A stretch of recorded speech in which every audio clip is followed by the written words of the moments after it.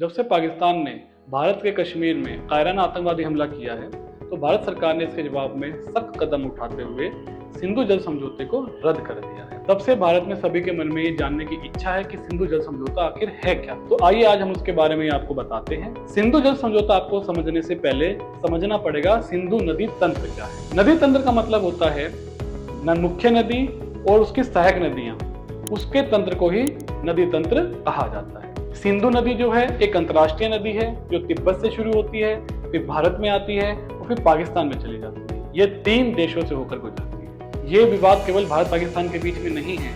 सिंधु नदी के पानी को लेकर भारत, पाकिस्तान, चीन और अफगानिस्तान अलग अलग दावे करते हैं। तो आइए आज हम समझते हैं सिंधु जल तंत्र। सिंधु नदी का उद्गम मानसरोवर झील के निकट तिब्बत में है। तिब्बत के ऊपर आज के समय में चीन ने कब्जा कर लिया है। ठीक है।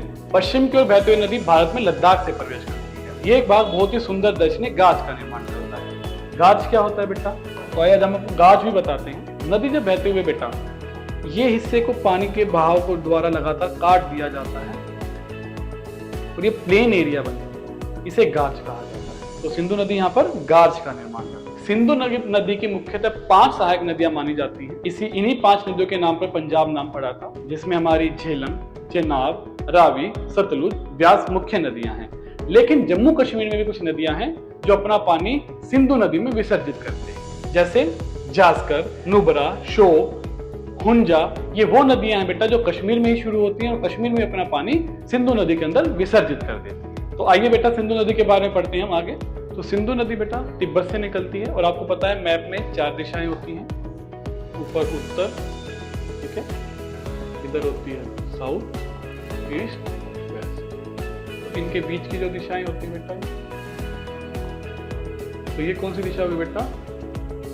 उत्तर पश्चिम।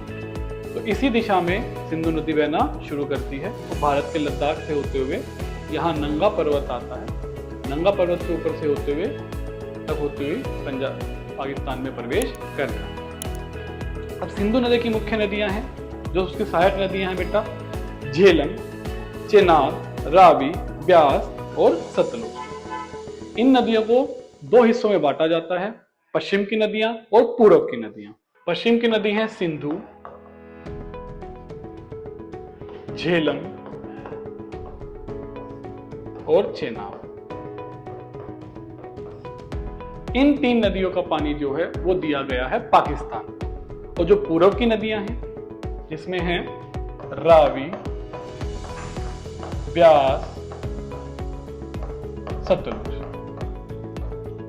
इन 3 नदियों का पानी जो है वो भारत को दिया गया। सिंधु और सतलुज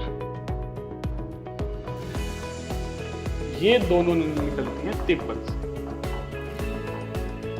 या आप इसको आज के समय में कह सकते हो चीन, क्योंकि उसने उसके ऊपर कब्जा कर लिया है। झेलम नदी निकलती है कश्मीर, चेनाब, रावी, ब्यास, ये तीनों नदियां निकलती हैं बेटा हमारे हिमाचल प्रदेश से। ये सभी नदियां जाकर अपना पानी सिंधु नदी में विसर्जित कर देती हैं। तो सिंधु नदी का जो आकार है, जो पानी है, बहुत ज्यादा होता है बेटा। इनमें से एक नदी ऐसी है ब्यास नदी। ये एकमात्र इन नदियों में से ऐसी नदी है जो पाकिस्तान के अंदर प्रवेश नहीं करती। ये नदी अपना पानी सतलुज नदी के अंदर मिला देती है और फिर सतलुज नदी सिंधु नदी में पानी को विसर्जित कर देती है। जैसा आप इस फोटो में आराम से देख सकते हैं, यहां से सतलुज नदी जा रही है, ब्यास नदी इसमें अपना पानी यहां पर विसर्जित कर देती है, फिर सतलुज नदी चेनाब नदी में अपना पानी मिलाती है और चेनाब के साथ मिलकर सिंधु में पानी को विसर्जित करती है और उसके बाद जाकर अरब सागर में पानी को मिलाती है। एक और खास बात बेटा इसमें, सतलुज, झेलम, रावी और ब्यास का तो आपको पता चल गया, सतलुज में पानी मिलाती है। ये सभी नदियां अपना पानी कहाँ मिलाती हैं? चेनाब नदी। और चेनाब नदी सबका पानी कहाँ मिला देती है? सिंधु। तो देखा जाए तो इन 5 नदियों का पानी सिंधु नदी के अंदर जाता है और इन्हीं 5 नदियों के नाम पे हमारे एक राज्य का नाम पड़ा है पंजाब। समझ में आ गया आपको बेटा? तो अब जब आप समझ गए हैं कि सिंधु नदी जो है वो एकमात्र नदी नहीं है, उसमें 5 नदियों का पानी मिलाया जाता है, जिससे भारत के हिस्से में 3 नदी आई हैं, रावी, ब्यास, सतलुज, और पाकिस्तान के हिस्से में 3 नदी गई हैं, सिंधु, झेलम, चेनाब। ये 1960 में की गई। ये अयूब खान है और ये भारत के प्रधानमंत्री जवाहरलाल नेहरू, आप फोटो देख सकते हैं। तो आइए मैं आपको समझाता हूँ इस विवाद की जड़ क्या है। जब भारत और पाकिस्तान दोनों आजाद हुए, दोनों अलग हुए, भारत का बंटवारा हुआ, उसके बाद जल बंटवारे को लेकर भी दोनों देशों के बीच विवाद शुरू हो गया। अगस्त 47 में इसको लेकर समझौता होता है, जिसे स्टैंड स्टिल एग्रीमेंट कहा जाता है, जो 1948 के अप्रैल महीने में खत्म हो जाता है। उसके बाद सिंधु नदी पानी की, अगर सिंधु नदी ना हो, आप देख रहे हैं, तो पाकिस्तान एक डेजर्ट बन के रह जाएगा। सिंधु नदी के पानी के बिना पाकिस्तान में जीवन की कल्पना करना भी असंभव है। ये बात पाकिस्तान को भी पता थी, इसीलिए उसने अंतर्राष्ट्रीय स्तर पर जाते हुए, यूएन में जाते हुए सिंधु नदी के पानी के मुद्दे को उठाया और विश्व बैंक के द्वारा दोनों देशों को वार्ताओं के लिए राजी किया गया। 9 साल तक वार्ताएं चली और 1960 में एक इंजीनियर भारत की तरफ से, एक इंजीनियर पाकिस्तान की तरफ से और एक इंजीनियर दिया वर्ल्ड बैंक। वर्ल्ड बैंक ने गारंटर के तौर पर इसमें काम किया और भारत और पाकिस्तान के बीच समझौता कराया, जिसके तहत अब आप जान चुके हैं 3 नदी का पानी पाकिस्तान के पास जाता है और 3 नदी का पानी भारत के पास आता है।